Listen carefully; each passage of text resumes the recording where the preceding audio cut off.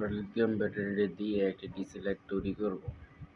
দেখতে পাচ্ছেন ব্যাটারিটি 3.7 ভোল্ট এবং 4200 এমএস লেখা আছে। আসলে কি এটি এমএস কিনা আমরা তা জানি না। একটি চার্জিং মডিউল, একটি সুইচ, এটি দিয়ে ব্যাটারি পরিমাপ করার জন্য মিটারের সাহায্যে আমরা ব্যাটারিটি মেপে দেখব ব্যাটারির কতটুকু চার্জ আছে। আমরা দুটো ব্যাটারিটি পরীক্ষা করে নিচ্ছি। দেখতে পাচ্ছেন 3 পয়েন্টের থেকে কিছু কম আছে, একটা 3 পয়েন্টের উপর আছে, একটা 3 পয়েন্টের নিচে আছে। এখন আমরা লাইট তৈরি করব। এটি দুটি ব্যাটারি দেওয়ার কারণে লাইটটির আলো খুব বেশি হবে। এম্পিয়ার বেড়ে যাওয়ার কারণে এটির খুব আলো হবে এবং লাইটটি অতিরিক্ত হিট হবে। চলুন দেখে নেওয়া যাক কিভাবে একটি লাইট তৈরি করা যায়। সর্বপ্রথমে আমরা তারটি সোল্ডারিং করে নিচ্ছি। তারটি সোল্ডারিং করার জন্য আমরা রজনে চুবিয়ে তারটিকে সোল্ডারিং করে নিচ্ছি। দেখতে পাচ্ছেন আমরা বাতির প্যানেলের ভিতরে তারটি সোল্ডারিং করে নিচ্ছি। এটি একটি 4 ভোল্ট এলইডি প্যানেল। এই প্যানেলের মাধ্যমে আমরা যদি 4 ভোল্ট সংযোগ দেই তাহলে এই বাতিটি জ্বলবে, এবং 4 ভোল্টের বেশি দিলে এই বাতিটি কেটে যাবে বা পুড়ে যাবে।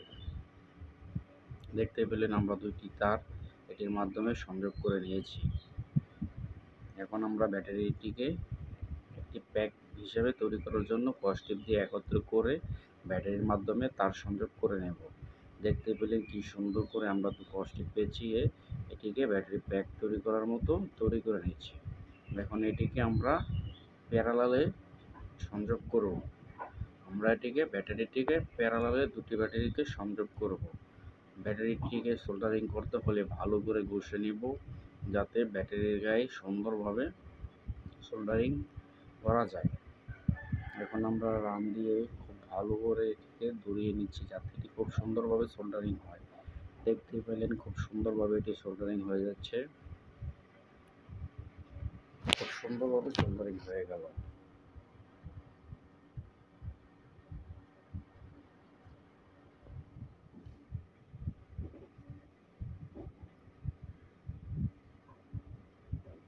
ভালো করে রান খাইয়ে নিচ্ছি।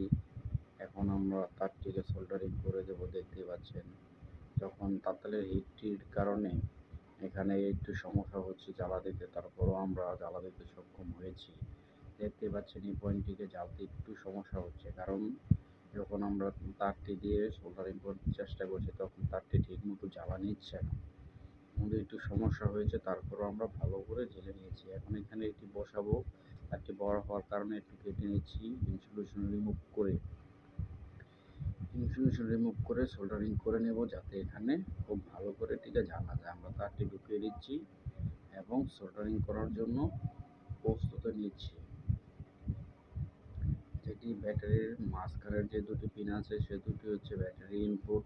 আমরা ব্যাটারি ইনপুটে ইনপুট দিয়ে দিয়েছি এবং ব্যাটারির আউটপুট থেকে আমরা আউটপুট নিয়ে বাতিটি সংযোগ করব একটি সুইচের মাধ্যমে, যাতে বাতিটিকে আমরা অন করতে পারি।